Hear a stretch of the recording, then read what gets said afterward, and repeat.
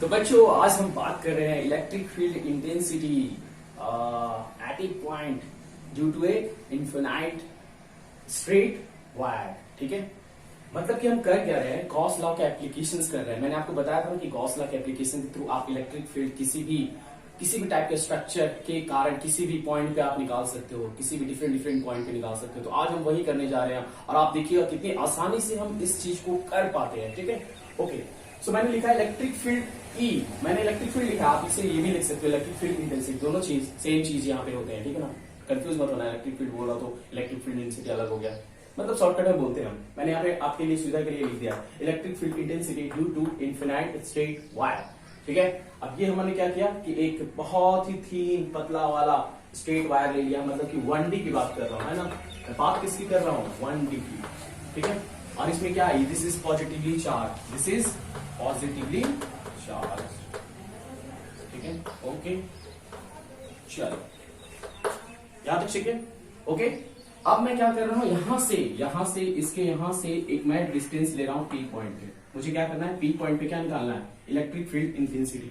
Electric field intensity है ना, electric field intensity at P. ठीक है, ड्यू टू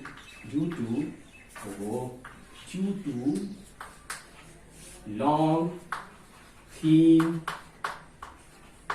इन्फिनाइट, लिख दो जो भी है, इन्फिनाइट लिख दो, लॉन्ग लिखने की जरूरत है, चलेगा जो भी लिखना है लिखूंगा। स्ट्रेट वायर इन्फिनाइट है ना, स्ट्रेट वायर जो कि पॉजिटिवली चार्ज है, उसके कारण पी पॉइंट पे हम निकाल रहे हैं। ठीक है, तो इलेक्ट्रिक फील्ड इंटेंसिटी का जो फॉर्मूला है, निकालने का फॉर्मूला जो गॉस लॉ के अनुसार वो क्या है, vector E dot vector ds vector is equal to, और इसे हम फाई भी बोलते हैं, याद रखना। ठीक है, ये surface integral is equal to Q, इसमें टोटल चार्ज मान के चलते हैं Q upon epsilon not. Clear है, चार्ज कितना है इस पे, क्यू है। ओके, अब हमने आपको बताया था या फिर नहीं बताया तो समझ लेते हैं एक बार फिर से, क्या दिक्कत है, क्या फर्क पड़ता है। हमने बताया था कि कोई भी ऐसा हो, जैसे कि ये हमारा क्या है, एक वायर है, ठीक है ना, इसको हम लोग क्या करते हैं, गॉसियन सरफेस से घेर देते हैं। तो फिर इसको अगर इसको घेरना होगा तो कैसे घेरेंगे, सिलेंडर से तो घेर नहीं सकते, तो इसी स्फीयर से तो घेर नहीं सकते, इसके लिए ऐसा ही इसी के जैसा हूबहू है ना, एक क्या चाहिए मुझे, सिलेंडर चाहिए। तो मैंने एक सिलेंडर ले लिया, क्लियर है चीज, और हमें इसके कारण इस पी पॉइंट पे निकालना है। तो जब पी पॉइंट पे निकालना तो मैं क्या करूंगा, देखो मैं एक छोटा सा वहां पे क्या ले रहा हूँ, डीएस है ना, मैंने क्या ले रहा है यहाँ पे, डीएस सरफेस, डीएस वेक्टर, छोटा सा एलिमेंटल सरफेस ले लिया है। क्लियर है ये चीज, ओके। अब हम निकालेंगे ई डॉट डीएस, मतलब फाइनली हमें क्या निकालना है, ये निकालना, याद रखना हमें निकालना क्या है, ये निकालना है। ठीक है, और ये वाला डीएस क्या है, याद रखना, ये गॉसियन सरफेस है, ये क्या है, गॉसियन सरफेस,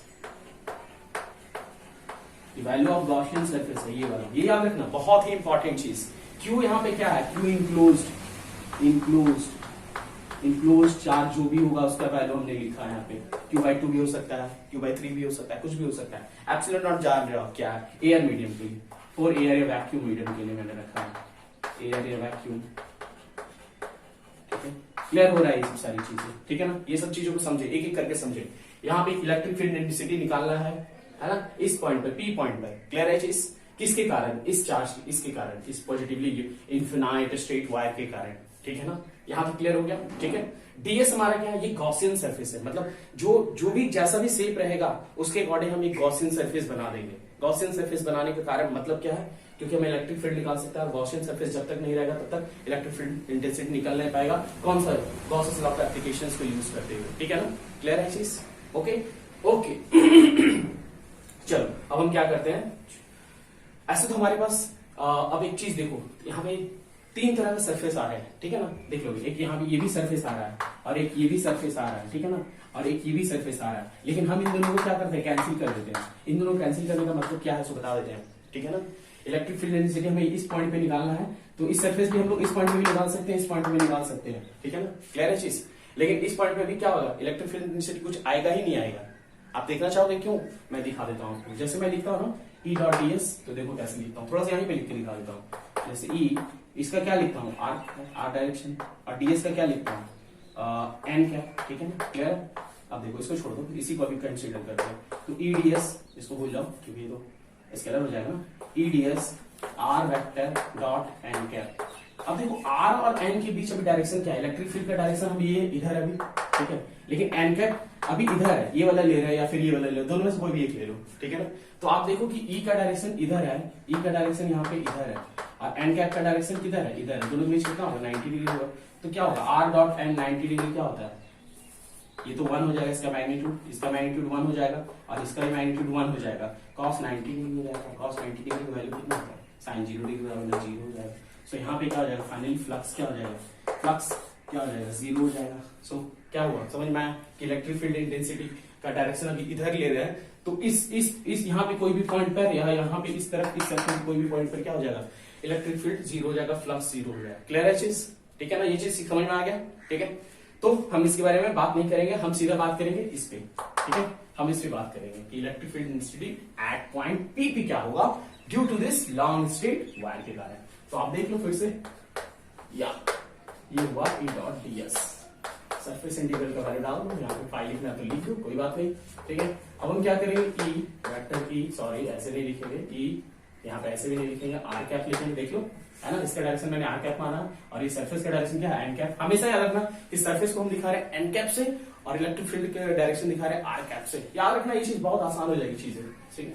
सो ई आर हो जाएगा, यहाँ पे डॉट लगा दो, फिर यहाँ पे ds लिख दो, उसको फिर एन कैप लगा दो, तो ds को एक साथ ले जाओ, इंटीग्रल चलते रहेगा बॉस, ठीक है ना, इंटीग्रल चलते रहेगा।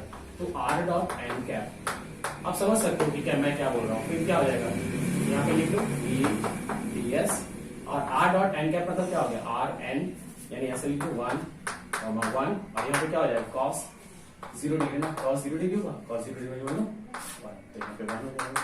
सो इंटीग्रल क्या हो जाएगा, ई डी एस चलते रहेगा। क्लियर है ना चीज, तो हम ये लिख सकते हैं ई डॉट डी एस बराबर ई डी एस, लिख सकते हैं ना बॉस, वही चीज तो है ना, ई डी एस क्लियर हुआ चीज, बराबर क्या है क्यू अपॉन एप्सिलॉन। लिख लो, कोई दिक्कत है नहीं ना, दिक्कत है, चलो अब हम क्या करेंगे, यही सबसे इंपॉर्टेंट चीज है जो हम लोग को समझना रहता है, यही सबसे इंपॉर्टेंट चीज है। अगर हम अब देखोगे तो वेरी वेरी इंपॉर्टेंट है इसको समझना कि ये डीएस को क्या करेंगे, डीएस क्या है, ds equal to Gaussian surface, Gaussian surface का जो भी वैल्यू रहेगा उसको हम यहाँ पे निकाल देंगे और फिर निकालने के बाद इधर इसको ले जाएंगे तो ये अकेला बच जाएगा, और यही तो निकालना है, जिसको निकालना है उसे अकेला छोड़ते हैं ना। चलो तो क्या हो जाएगा फाइनली, ई इंटू क्या, डीएस गॉसियन सरफेस है, एक चीज और करना ही भूल गया मैं, कोई बात नहीं, भूल क्या मैं, हो जाता है कभी कभी, ऐसा कोई बहुत बड़ी चीज नहीं बोल रहा हूँ। चलो E dot E D S है ना, तो ई डी एस में क्या होगा, ई इंटीग्रल ऑफ डीएस, अब इसका वैल्यू क्या आ जाएगा ई डी एस, आप समझ रहे हो है ना, डीएस का इंटीग्रेशन क्या होता है, डीएस का मतलब सॉरी इंटीग्रल ऑफ डीएस क्या हो जाएगा, एस हो जाएगा, और यहाँ पे एस क्या है, यहाँ पे एस एस है, ई इंटू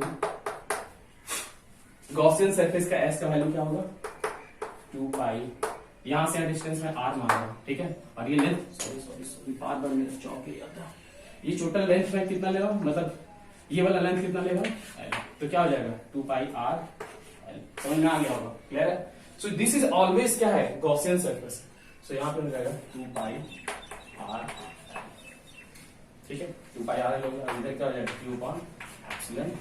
देखो कितने आसानी से मैं बना रहा हूँ, एक बार समझने की जरूरत है सिर्फ, ठीक है ना। क्यू को क्या लिख सकते हैं, क्यू के और भी हम तोड़ सकते हैं, अगर हमें पता है ना क्यू इक्वल टू लैम्डा लिख सकते हैं, देखो मैंने पढ़ा चुका है कि चार्ज पर यूनिट लेंथ होगा, दिस इज लैम्डा बराबर क्या है, चार्ज लीनियर चार्ज डेंसिटी, तो क्यू इक्वल टू लैम्डा लिख सकते हैं, हमने पढ़ा है लीनियर चार्ज डेंसिटी में क्यू इक्वल टू लैम्डा है, तो क्यू इक्वल टू लैम्डा यहाँ पे डाल दो, सो क्या हो जाएगा, पहले इसको लिख लो इनटू 2 पाई आर एल, और यहाँ पे क्यू इक्वल टू लैम्डा, सही लिखा ना, अपॉन एप्सिलॉन नॉट, ठीक है। अब काट आउट करो, ऐसे कर दो, ऐसे कर दो, ठीक है, और कुछ कट रहा है नहीं, तो कुछ नहीं कट रहा है, ई बराबर लिखो, फाइनली ई बराबर क्या हो जाएगा लैम्डा अपॉन, ठीक है, lambda upon 2 pi r, lambda